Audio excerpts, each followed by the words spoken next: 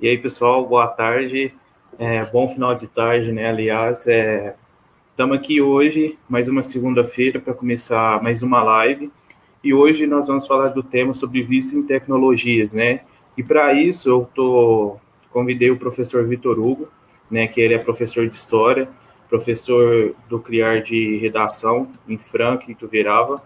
E ele vai bater o papo aqui com a gente, né? Estou enviando o link aqui para ele que a gente vai trocar essa ideia, né? Como que a tecnologia está nos manipulando a cada dia mais, né? E tomara que dê tudo certo, né? Porque ele estava com um problema de conexão, né? Por causa que lá em Franca está chovendo bastante, né? Então, agora mesmo ele deve estar chegando por aí para trocar essa ideia com a gente, né? Então, hoje a gente vai falar como que a tecnologia ela vicia, não a tecnologia em si, né? Mas sim as redes sociais, né? Como o Facebook, Instagram, WhatsApp, né? Então a gente vai tentar falar o que a gente pode fazer para a gente tentar limitar um pouco isso, porque as redes sociais é algo que me deixa muito ansioso. Eu não sei você, né? Porque toda vez que chega para mim uma mensagem no Facebook, Instagram, WhatsApp, eu sempre quero ver, né? Sempre quero saber o que está acontecendo. E com isso, eu falei, não, eu tenho que fazer uma live falando sobre isso, né? E ainda mais estudante de publicidade e comunicação, né? E agora é só esperar o Vitor chegar, e agora mesmo ele deve estar por aí com a gente, né? E a tecnologia é algo que vem cada vez mais, né? Para dominar a gente, né? É algo que está aí muito forte e vai ser um negócio impossível, né? Da gente falar assim que não que tipo assim, a gente está caminhando para uma sociedade que está cada vez mais dependente da tecnologia, né? E hoje, com a tecnologia, é tudo muito rápido, né? Tudo muito rápido, tudo mais prático, tudo mais fácil, né? Mas só que, ao mesmo tempo que isso pode ser bom, isso também pode acarretar vários problemas, né? Como a gente também pode caminhar com uma sociedade mais depressiva, mais ansiosa, mais preocupada, né? E esses são os lados ruins da tecnologia, das redes sociais, do aplicativo. E com isso, a intenção deles é essa, é fazer a gente ficar cada vez mais ansioso. Então, hoje a gente vai receber aqui, falando mais uma vez, o professor Vitor Hugo, ele é professor de História, né, e professor de Atualidades também. Tive o prazer de ter aula com ele, né, prazer de ter aula de Atualidades. Não tive aula de História, né, e ele também é professor no CRIAR de Redação, né, de Franca e de Ituverava. É um grande exemplo de pessoa, né, e não achei outra pessoa melhor do que ele para vir aqui conversar com a gente. Ele já está chegando por aí já. Só aguardando ele. Respondeu aqui no WhatsApp. E aí, vocês podem ir comentando, para a gente saber a opinião de vocês. Se quem quiser também fazer pergunta, faça aí que no final da live a gente vai estar respondendo todo mundo, né? É, as dúvidas que vocês tiverem, né? A gente vai estar respondendo. E é isso aí. Só esperando agora o Vitor chegar, que ele já deve estar aparecendo por aí já.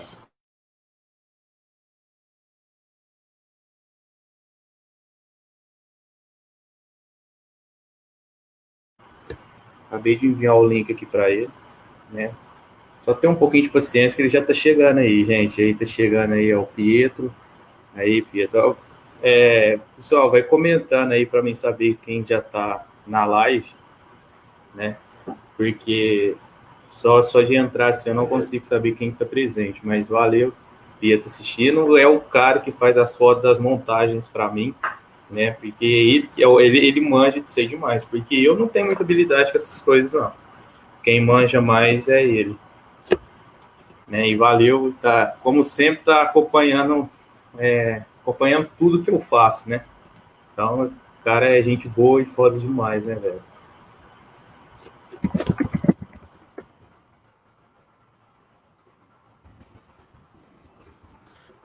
Vendo aqui que o Vitor se deu certo.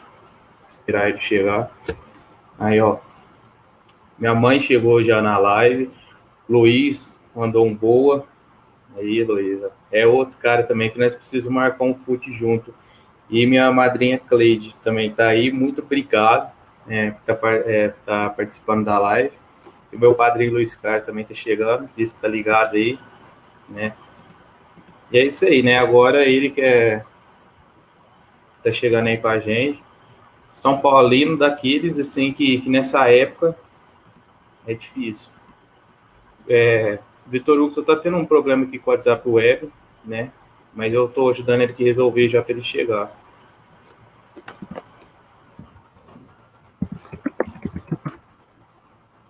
Esse aí é os problemas do online, né? A gente tem que ter um pouquinho de paciência aí. O Vitor acabou de chegar, vou colocar ele aqui na live com a gente. E aí, Vitor? Vitor, é um prazer estar te recebendo aqui. O Vitor, que foi meu professor, como eu já havia falado, meu professor de atualidades no Colégio Evolução de 2017 a 2018. O Vitor também é professor de História, é professor nuclear de redação, mas ele vai explicar isso melhor para a gente. Vitor, fica à vontade, muito bem-vindo. Se apresente aí para o pessoal. Obrigado, Arthur. Obrigado pelo convite. Perdão pela demora. O WhatsApp Web não queria carregar, porque o meu celular está carregando e ele demora a funcionar aqui no computador, né?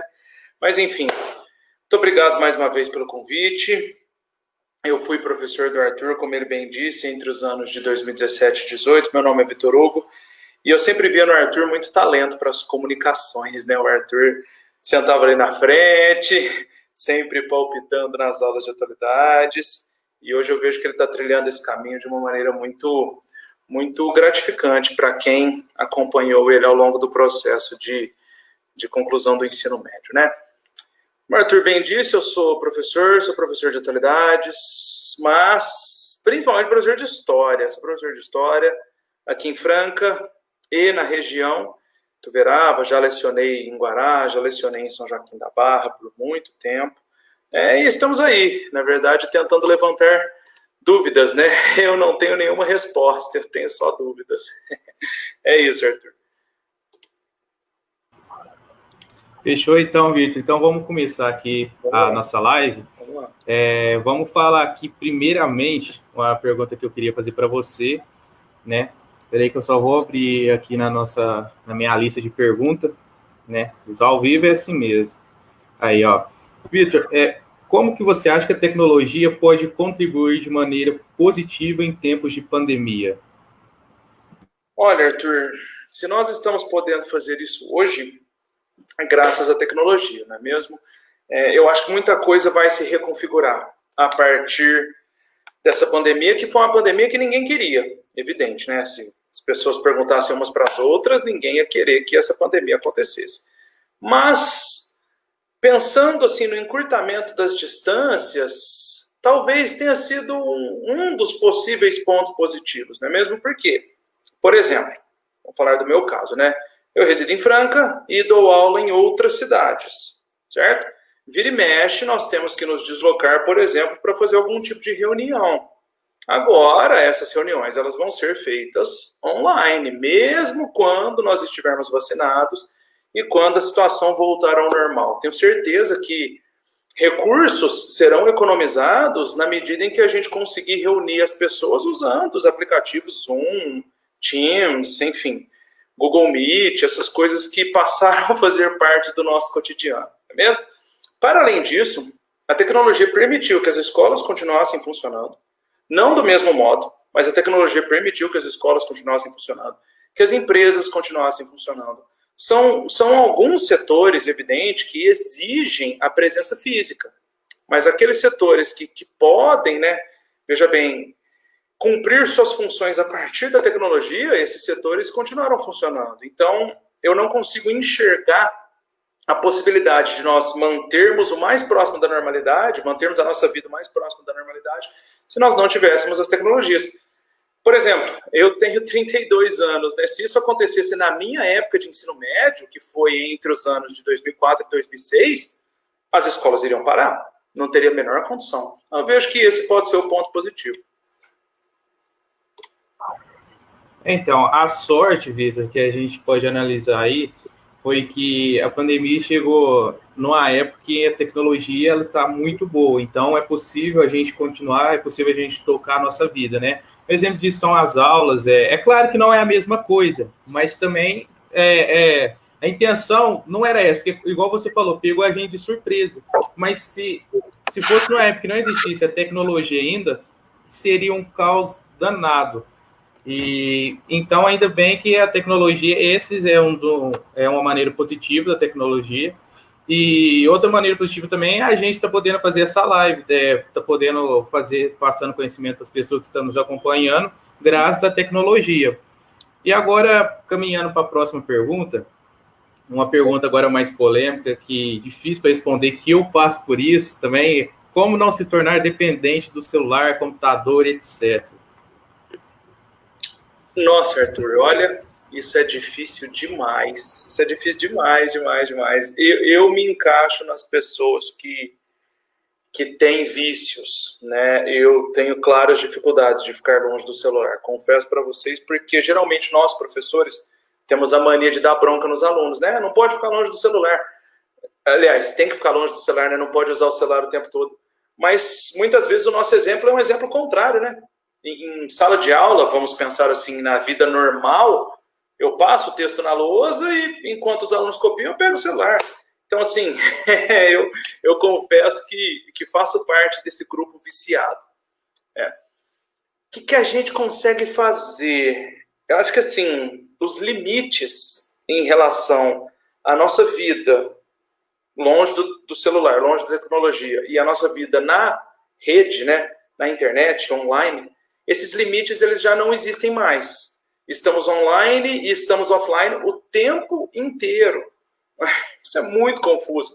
Então, assim, a minha visão enquanto historiador me permite dizer que nós ainda não sabemos como lidar com a tecnologia. Não sabemos, definitivamente não sabemos, né? Não temos experiência, é tudo muito novo e que avança numa velocidade assustadora. Eu acabei de dar o exemplo aqui, eu fiz ensino médio, concluí meu terceiro colegial em 2006, portanto, vamos completar 14 anos. No intervalo de 14 anos, nós saímos de uma internet discada para uma aula ao vivo. Então, assim, a velocidade com que tudo isso muda é muito grande. E hoje em dia, as crianças que nascem, elas já estão acostumadas com essa imersão nas redes, né? As crianças de 2, 3 aninhos, elas mexem no YouTube, passam vídeo para frente, para trás e tal. Então, quer dizer, a galera está nascendo nessa e nós ainda não aprendemos a lidar com essa geração que está nascendo em meio às redes e também nós que não nascemos, né, digo eu, melhor dizendo, a galera da minha faixa etária, nós que pegamos as redes no meio do caminho, a gente também não sabe lidar. Mas o que eu recomendo, se é que existe uma solução, é tentarmos impor limites de tempo. Alguns aplicativos, como por exemplo o Instagram, mostram para nós quantas horas ficamos mexendo no aplicativo naquele dia, né? E isso de vez em quando dá um choque, porque você olha e fala assim, caramba, tipo, eu passei 3 horas do meu dia, 4 horas do meu dia. Então, talvez é nós nos assustarmos com a quantidade de tempo que a gente fica no aplicativo. Proporcional às horas do nosso dia, né? Eu acho que isso pode, de repente, fazer com que a gente dê um passo atrás, né? Mas, como eu disse para você, essa pergunta realmente é muito polêmica e eu tenho muito mais dúvidas do que respostas, né? O bom é que, pensando juntos, a gente chega em algum lugar. Ô, Vitor, eu como estudante de publicidade, a gente vê que hoje está tudo caminhando mais para o lado digital. E como o Rousseau dizia, que o homem é produto do meio, conforme essa sociedade vai nascendo, essas crianças estão nascendo agora, vai vendo um mundo cada vez mais usando celular, usando computador. E quando o Rousseau fala que o homem é produto do meio, ele vai refletir no meio daquilo que ele viveu. Então, automaticamente, para ele, isso vai ser normal. Ele usar celular, ele usar computador a vida inteira. Há esse choque ainda, por quê? Porque a minha geração ainda pegou o celular um pouquinho ali para os 15 anos, 14 anos. Então, a gente nasceu sem. E como isso chegou agora, há esse desconforto. A gente não consegue ainda achar um traço certo de como seguir, como delimitar certas coisas. E a gente está caminhando para uma sociedade que vai cada vez mais depender da tecnologia, tanto de maneira positiva como de maneira negativa, né? E eu acho que vai ser muito impossível futuramente, pelo jeito que a sociedade está caminhando, a gente conseguir tirar a tecnologia, tirar o celular, os aplicativos redes sociais. Meu professor de cibercultura, no primeiro dia de aula, ele fez uma pesquisa com a gente, ele perguntou assim, por quanto tempo você passa na internet por consumo próprio e para trabalho de escola e tudo mais. Eu coloquei para consumo próprio porque eu fico mais de 8 horas por dia, só na internet, né? Então, você imagina você somar isso tudo no ano, imagine depois você somar isso tudo na sua vida inteira. Tem um documentário do Dilema das Redes, eu não sei se você já ouviu falar, que ele faz uma pergunta bem assim, que mexe bastante com a gente, que ele fala assim, quanto tempo você está disposto a nos dar?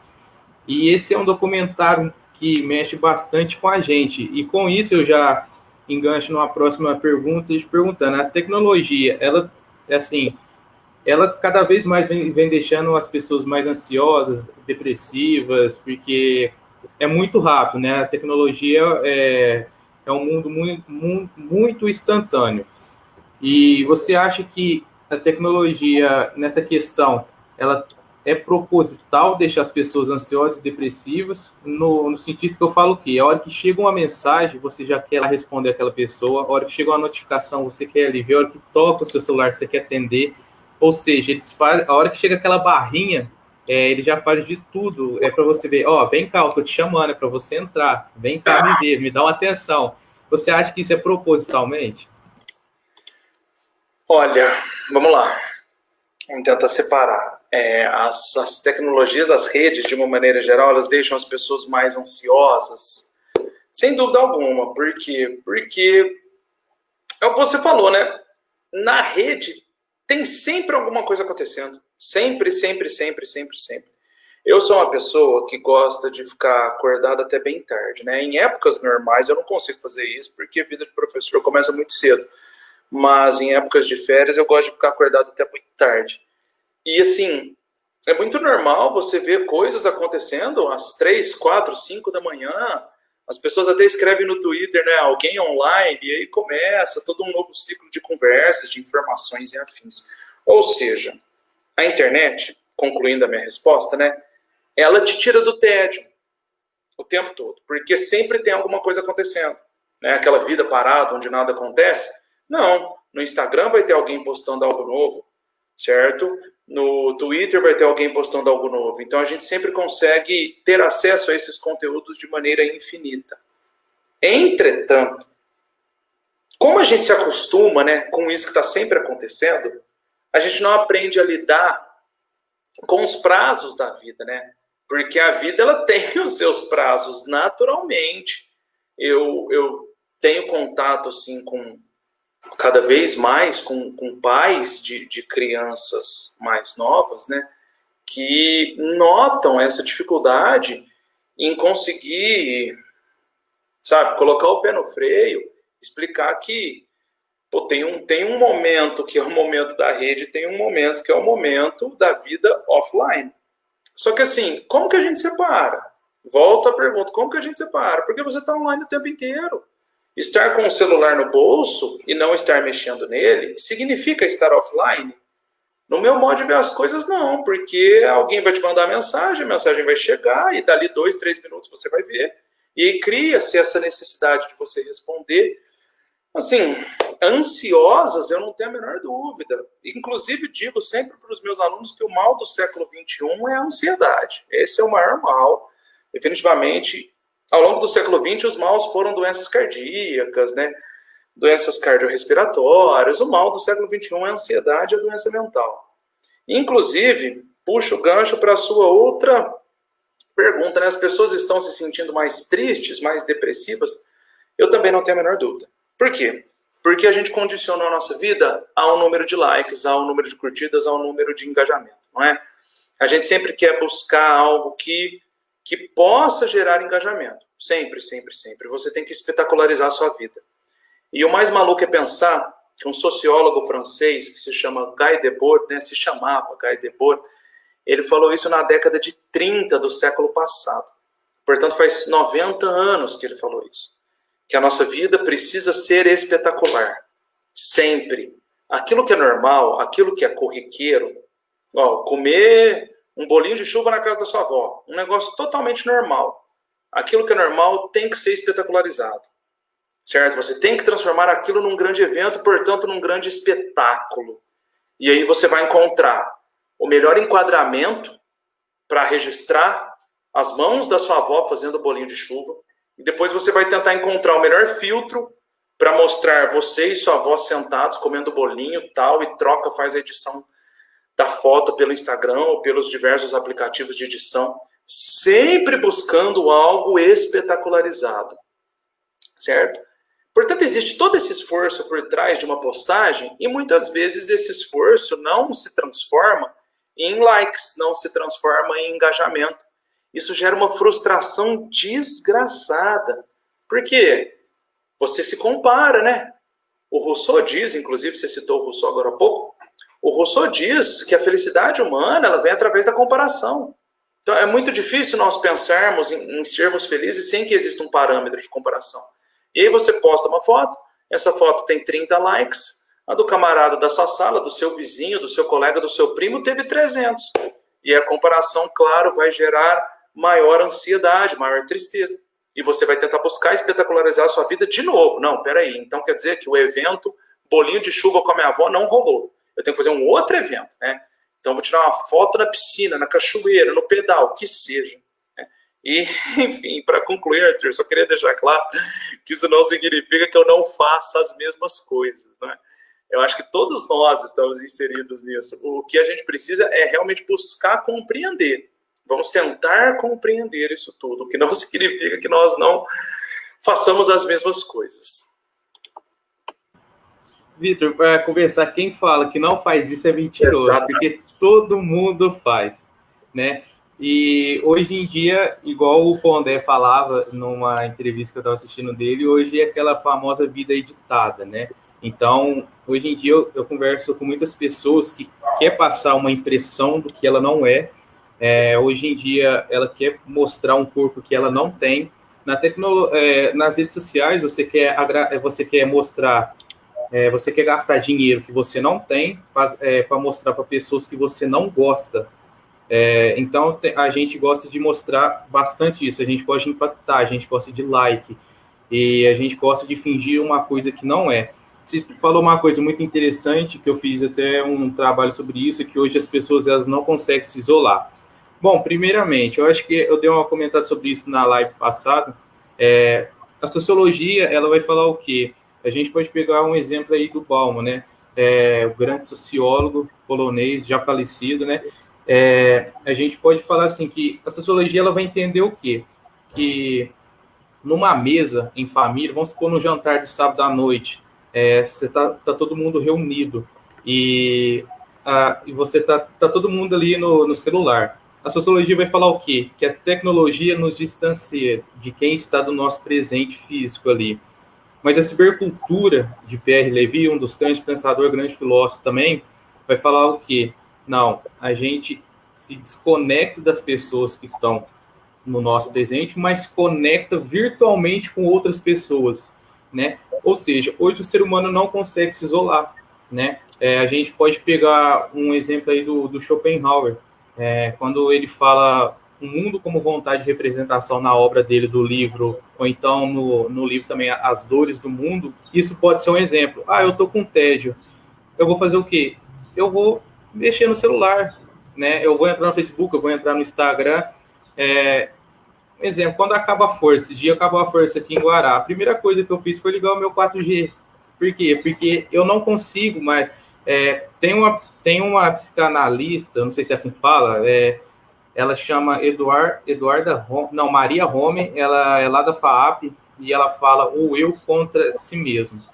Ela fala sobre essa relação que 50% do meu eu ele está consciente daquilo que eu estou fazendo, e o outro 50% do meu eu está consciente que eu estou inconsciente daquilo que eu estou fazendo. Olha o tanto que isso é interessante, tanto que ela faz uma comparação com o Freud também, um grande foi um grande neurologista, né? Além de filósofo depois, e eu achei isso muito interessante. Por quê? Porque com a tecnologia a gente não consegue estabelecer uma relação, né? A gente é tudo ainda muito, muito primitivo, muito rápido. Se a gente for pegar um exemplo aí, o YouTube surgiu faz 15 anos que o YouTube surgiu. E recentemente ele ficou fora do ar 2 horas no mundo inteiro. Daí você imagina o que é 2 horas para antigamente uma rede de televisão ficava uma semana fora do ar. 2 horas hoje na internet, quantos comerciais que já perderam, quantos milhões de dinheiro deixou de rodar nessa plataforma. Então hoje a tecnologia exige que a gente seja muito rápido, exige e com essa rapidez, com essa liquidez, já igual o Bauman dizia, gera uma ansiedade na gente, né, deixa a gente mais tristes. E agora, para finalizar, falando na questão que você havia falado também, a gente faz toda aquela vida editada, né, porque a gente quer ter muito like. Hoje, a felicidade, ela está se baseando na quantidade de like que você tem. Quando eu falo que a gente está caminhando para a sociedade mais doente, eu não estou exagerando, eu estou falando sério, porque se o tanto de curtida, se o tanto de like fosse exatamente o tanto que as pessoas gostassem da gente, eu acho que o mundo já estaria salvo há muito tempo, né? Mas só que as pessoas não sabem separar isso, né? Por quê? Porque é tudo muito novo, é tudo muito rápido. Como a gente é bombardeado de informação, a gente não sabe separar uma coisa da outra. E finalizando, igual o Pondé falava, a gente quer mostrar demais uma coisa que a gente não é. A tecnologia quis passar essa impressão para a gente. Se a gente não conseguir atingir aquilo, parece que o nosso mundo está acabando, parece que eu sou um bosta, parece que eu não sou ninguém, entendeu? E é mais basicamente isso, não é? Sim, sim, é exatamente isso. Você citou o Schopenhauer agora há pouco, eu gosto muito dele. Né? Costumo dizer para os meus alunos que é o meu filósofo preferido, apesar do Schopenhauer ser uma sofrência. O meu também. Legal. O Schopenhauer diz, né, que o homem costuma aceitar os seus limites de visão como limites do mundo. Né? Nessa obra já citada por você, né, o mundo como vontade de representação. Então, vamos pensar sobre essa frase. O homem aceita os seus limites de visão como limites do mundo. O que ele quer dizer? Vamos tentar interpretar. Né? A partir daquilo que a gente considera verdade, nós vamos entender que todos os outros também consideram que isso seja uma verdade. Ou seja, você aceita os seus limites de visão como se fossem os limites do mundo. Vamos lá. A partir do momento em que a pessoa reconhece que a vida dela acontece na rede e que, para ser feliz, ela precisa da rede, ela parte do pressuposto que as outras pessoas pensam da mesma maneira. Afinal de contas, o limite de visão da pessoa está sendo imputado para as outras, já dizia o Schopenhauer. E aí, você vai ter poucas curtidas, né? Você vai ter poucos likes, a sua postagem vai flopar, e você vai imaginar que as outras pessoas te consideram um fracassado. Porque aquele limite que você impôs, eu só vou ser feliz se eu tiver curtidas, supostamente é o limite também das outras pessoas. Mas é por isso que eu peço para a gente refletir. O homem deveria aceitar os seus limites de visão como limites do mundo? Eu acho que não. Eu concordo com Schopenhauer. O homem aceita. Aquilo que é verdade para mim, eu imagino que seja verdade para os outros. Mas não deve ser assim. Porque, agora eu falo assim, sem nenhum tipo de restrição, né? Eu não sei acessar o TikTok, nunca baixei o TikTok e assim, para mim, pelo amor de Deus, não se ofendam, né? As pessoas estão assistindo, sei lá, mas para mim pouco importa o que acontece no TikTok, pouco importa, eu tô cagando pro TikTok. Mas eu sei que eu tenho um aluno que está no primeiro colegial, que são os meus alunos mais novos, né? Eu começo a dar aula pro primeiro colegial. Eu sei que tem um aluno lá, uma aluna independente, que dá muita importância para aquilo. Acontece que talvez esse menino, essa menina, eles fiquem tímidos de me fazer uma pergunta por se sentirem fracassados. E a gente vai pensar, por que eles se sentem fracassados? Porque eles não têm o número de curtidas no TikTok que eles esperavam ter. Então, já existe essa condição de nós estarmos nos colocando numa posição de inferioridade a partir daquilo que acontece na rede. concluindo, é como se a rede estivesse determinando a nossa vida. Aquilo que acontece na rede reflete no real, quando deveria ser o contrário. O real deveria ser mostrado nas redes, o real. Mas não, o mundo da rede, ele nos condiciona, não é? E para, enfim, arrebentar ainda mais com as nossas reflexões aqui, eu cito uma frase do filme, do Dilema das Redes, né? Quando você não paga por um serviço, significa que o produto é você. Então, nós somos os produtos. Você que é da área da publicidade, você sabe muito bem disso, né? Nós somos os produtos. E estamos sendo utilizados e consumidos e cuspidos, escarrados de todas as formas possíveis e imagináveis. Todas as formas.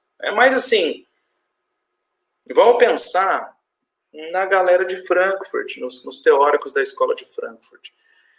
A gente precisa reencantar a vida, né? A gente precisa encontrar uma forma de desmistificar todas essas condições que nos aprisionam, né? A dialética do esclarecimento traz justamente essa ideia para nós de que, pô, peraí, todo esse progresso tecnológico, toda essa evolução tecnológica nos prendeu.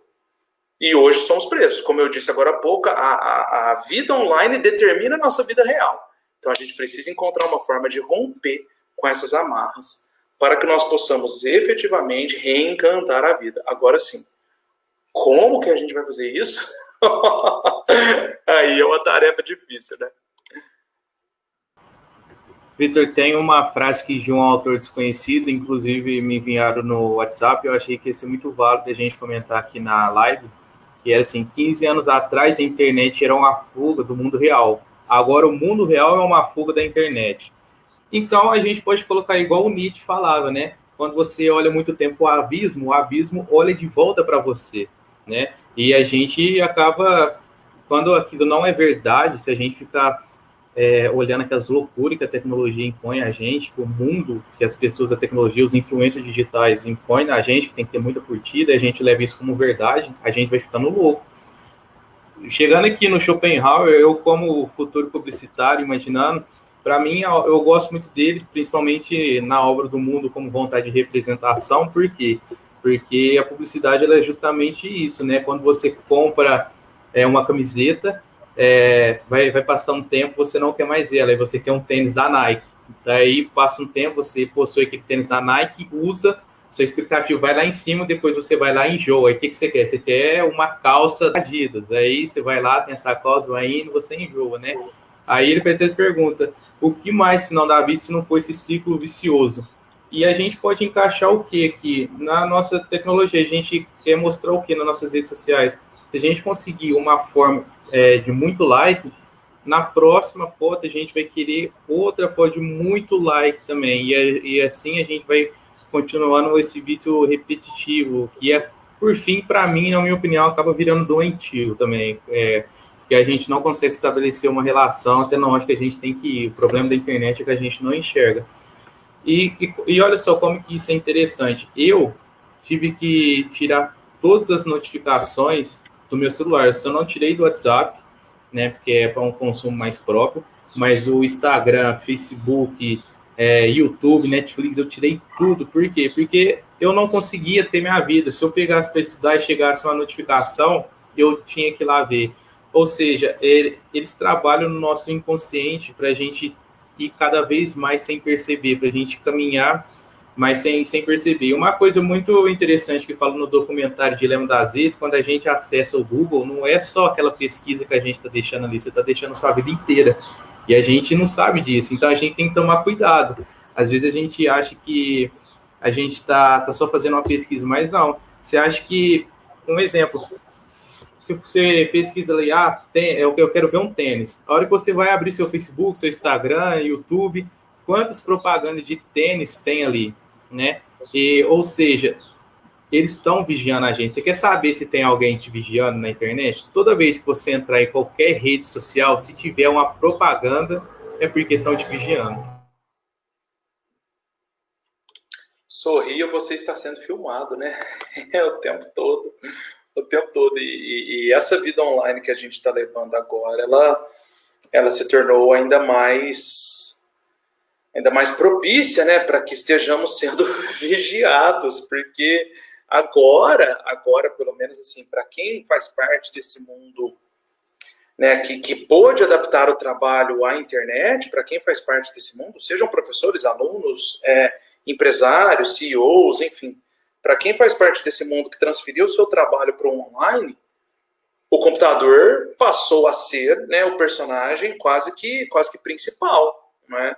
Eu não saio do meu computador, até pensando em questões de lazer.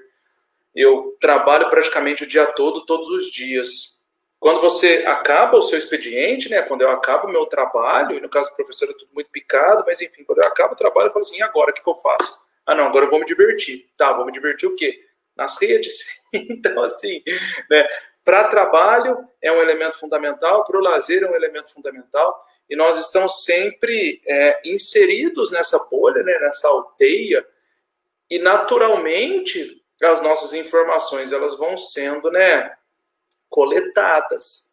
O que me leva à pergunta que eu penso nela assim, dia após dia.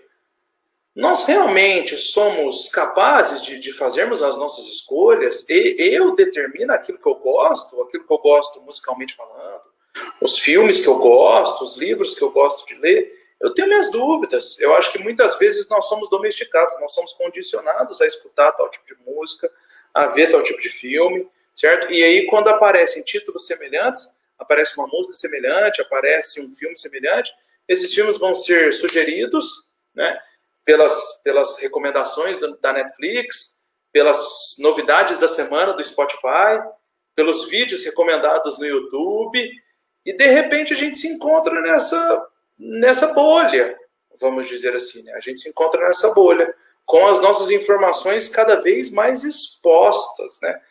A verdade é que hoje não existe mais nenhum tipo de defesa da nossa parte em relação à privacidade, não é? Eu lembro de comentar com vocês, Arthur, quando vocês eram meus alunos, né, você e o pessoal da sua sala, até uma brincadeira boba, que na minha época de adolescência, para que você tivesse algum tipo de relacionamento amoroso, nossa, era um trabalho gigantesco, porque a gente não sabia nada da pessoa. Você tinha que ter coragem de perguntar para ela tudo que você queria saber, né? Perguntar ali no tete-a-tete. Hoje você digita o nome da pessoa no Instagram, no Twitter, que seja no Facebook, e consegue coletar uma série de informações, né, que a pessoa pode ter também as suas informações, e isso facilita muito a aproximação. Então, voltando a algo que você falou agora há pouco, que eu achei muito legal, quando você está num jantar de família e as pessoas estão no celular, não significa que elas estão se isolando, elas estão se isolando daquelas pessoas que estão ali, mas estão se conectando com outras. E talvez esse seja um processo inevitável, né? Isso vai acontecer cada vez mais, nós vamos cada vez mais transferir o mundo real para o mundo online. Agora, as consequências desse processo, eu, enquanto historiador, tenho birra de analisar as coisas imediatamente, né? Porque para nós, a história tem que ter um distanciamento. Não tem como falar assim, está acontecendo agora e a gente já comenta, né? Isso é algo mais da parte dos sociólogos, dos filósofos. Claro que as matérias trabalham juntas, mas enfim, para nós historiadores tem que ter um distanciamento. Eu acho que a gente vai começar a conseguir perceber as consequências desse processo daqui a uns 20 anos. Porque, igual você falou, eu nasci numa época e eu já era maduro, né? Quando a internet começou a rolar forte, que eu tinha lá os meus 16, 17 anos. Você, Arthur, o pessoal da sua geração, já pegou o celular e a internet forte ali com 12, 13, 14. A molecada que está nascendo hoje já está nesse meio. Então, assim, como que nós vamos perceber quais são as consequências positivas e negativas quando essa molecada que está nascendo hoje tiver lá os seus 20, 30 anos? Para nós verificarmos ansiedade, depressão, índice de suicídio e coisas nesse sentido, né? Mas, assim, eu sou muito pessimista. Eu realmente acho que nós vamos nos aprofundar em angústias, que nós vamos nos aprofundar em condições de depressão, de ansiedade, né? Como o pêndulo do Schopenhauer nos diz, né? O tédio e o sofrimento, o tédio e o sofrimento. Eu acredito que talvez esse seja o caminho mais provável. Vitor, eu acho bem interessante isso que você falou, né?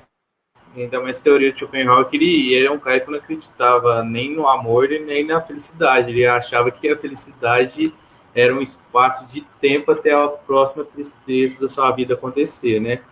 É basicamente isso que ele queria falar. Caminhando agora para a parte final da nossa live, hoje eu estava vendo uma entrevista assim, com o Bauman e ele falava assim que hoje em dia é muito fácil você ter amigo, né? As pessoas falam assim, eu tenho 2.000 amigos no Facebook, eu tenho 5 mil amigos no Facebook. Mas se você não está gostando de uma pessoa, é muito simples, é só você ir lá e excluir ela. Que amanhã você vai ter outros 5.000 amigos na sua plataforma de novo, no seu Facebook de novo. E daí eu acho que a gente também está indo para um mundo muito líquido, igual o Bauman falava, é tudo muito rápido, né? Antes, quando não existia a internet, só fazendo um parênteses, eu me perguntava assim, nossa, cara, como é que eu consegui ficar sem celular no final de semana, sem fazer nada, né? Ou seja, a internet ela tem esse poder de tirar a gente do tédio. Agora, voltando para o pensamento do Bauman, ele diz assim, do mundo líquido, né? E cada vez mais as nossas amizades elas estão sendo muito líquidas. Está se construindo na base de interesse, né? Por quê? Porque às vezes, se eu quero ficar com a menina, eu vou lá, eu chamo ela no Instagram, no WhatsApp, a gente conversa, tudo mais, depois que ficou, acabou, morre, eu sei, nunca mais converso com aquela pessoa. Então, o Bauman, ele fala muito isso, hoje as coisas são muito rápidas, não foram feitas para durar, né? E eu estudo muito isso na faculdade, porque a gente faz isso com nossos produtos propositalmente, né? E eu tenho certeza que a rede social também faz isso com a gente propositalmente, né? Ao mesmo tempo que você pode excluir uma pessoa, você pode depois no outro dia aceitar mais 10. E com isso a gente acaba levando para a nossa vida pessoal mesmo. Se a gente para de gostar de uma pessoa, a gente deixa aquela pessoa de lado e amanhã a gente encontra mais 10. Se o seu amigo virtual, às vezes você nunca viu ele na vida, mas você considera ele como seu amigo. Então, há esse processo, e depois, futuramente, vai ter uma confusão que a gente não vai conseguir entender direito, né? Por quê? Porque a gente quer relacionar a nossa amizade virtual com a nossa amizade pessoal. E, igual a gente já veio falando, a gente ainda não conseguiu entender como que a gente tem que fazer, como que a gente tem que separar o pessoal do virtual, né? Exatamente. Ainda não aprendemos a separar. E eu acho que nós não vamos aprender tão cedo, né? Não vamos aprender tão cedo. Realmente, essa questão da liquidez, né, da liquidez social do Bauman, ela se transfere também para outros aspectos, inclusive da nossa vida estrutural, né, aspectos arquitetônicos, como dizer assim. Um exemplo. Apartamentos do século passado. Eles eram apartamentos todos fragmentados. Você tem a sala, paredes que cercam a sala, e depois você tem a cozinha, paredes que cercam a cozinha, e assim sucessivamente. Tudo muito fragmentado. Portanto, uma pessoa que está em um ambiente, a pessoa que está na sala, não vê o que está rolando na cozinha. E vice-versa. Certo? Hoje, os apartamentos eles têm um outro conceito. O conceito é o espaço aberto. Então você tem sala, cozinha, copa, tudo no mesmo cenário, né? Para quê? Para que as pessoas estejam sempre em contato uma com a outra. E aí você pode falar assim, nossa, que coisa boa, né? Legal, vai aproximar as relações humanas. Eu vejo de uma maneira um pouco diferente. Eu vejo que isso, na verdade, aumenta a vigilância. Você está observando a outra pessoa, não é? Pensa na pizzaria.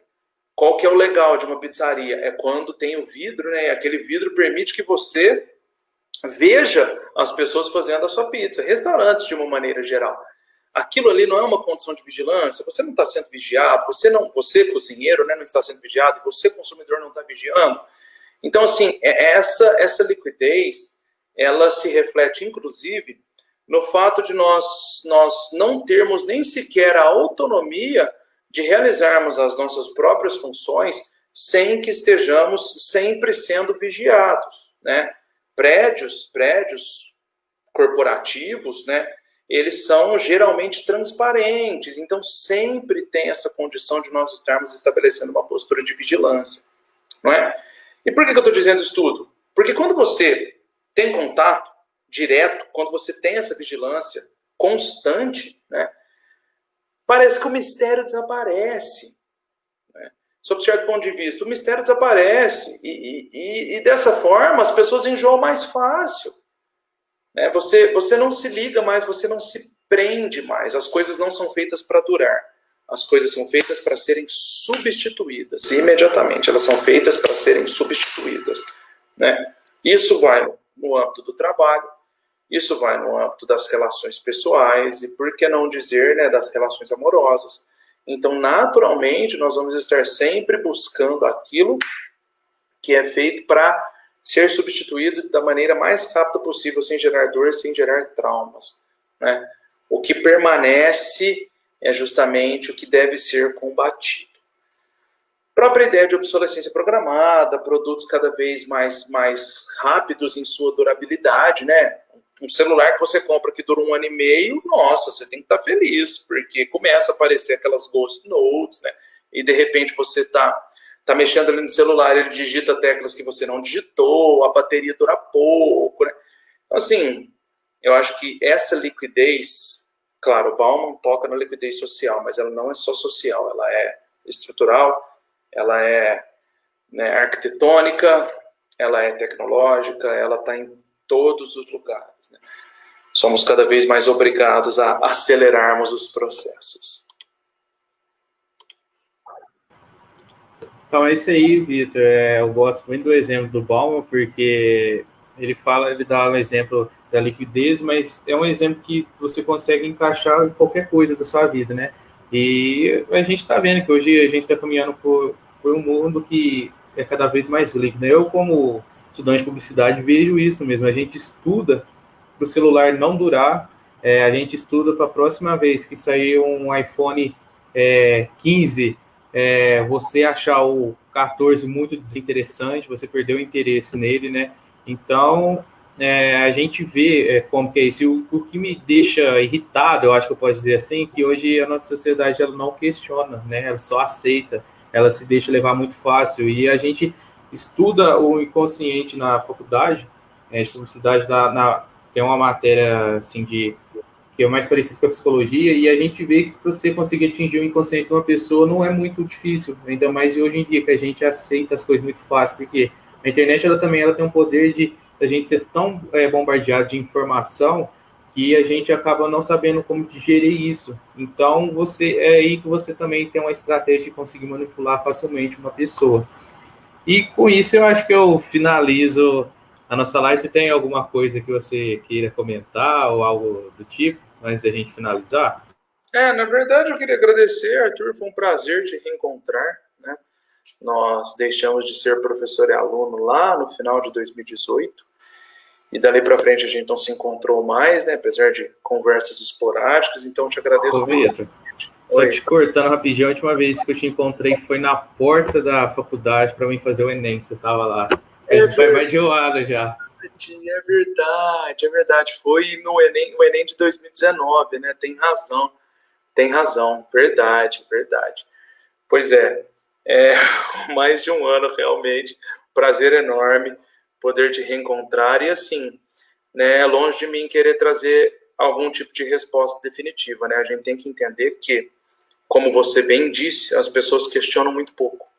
Então eu cito para encerrar mais um filósofo, né, o René Descartes, que nos ensina a necessidade de nós questionarmos. Então vamos questionar, vamos fazer perguntas, vamos duvidar, vamos, enfim, né, mostrar uma certa desconfiança em relação a isso que chega às nossas mãos todos os dias, né? Os grandes mestres da desconfiança, Nicolau Maquiavel, Karl Marx, o Friedrich Nietzsche e o Freud, né, são chamados os mestres da desconfiança, eles nos ensinaram, acima de tudo, a questionar. Então, que possamos continuar questionando, né? As perguntas, elas vão nos fazer avançar. Se nós não fizermos perguntas, nós não vamos avançar. Então, possamos cada vez mais fazer perguntas. É isso, Arthur. Muito obrigado, viu? Prazer enorme, de verdade. É isso aí, Vitor. Então, muito obrigado, né, por você ter topado participar. E é claro que a gente está vindo aqui fazendo essa live no intuito de passar um pouco de conhecimento. A gente não está falando que é isso, que é aquilo, pronto e acabou. Não, muito pelo contrário. Aqui todo mundo pode colocar sua opinião. Se você não concorda com isso, com aquilo, tudo bem. Você pode ficar à vontade. E como você citou o Descartes aí no finalzinho agora da live, é muito interessante também, eu gosto bastante dele, e a gente vamos questionar mais, vamos pensar um pouquinho mais na nossa vida, vamos pensar mais tudo que está acontecendo, mas a gente só ir e acaba tornando uma coisa muito banal. Então eu peço muito obrigado mais uma vez a todo mundo que acompanhou a live, o pessoal que interagiu, agradecer ao Victor mais uma vez por ter participado da live. E é isso aí, pessoal. Um abraço e até a próxima. Valeu, falou. Falou, tchau.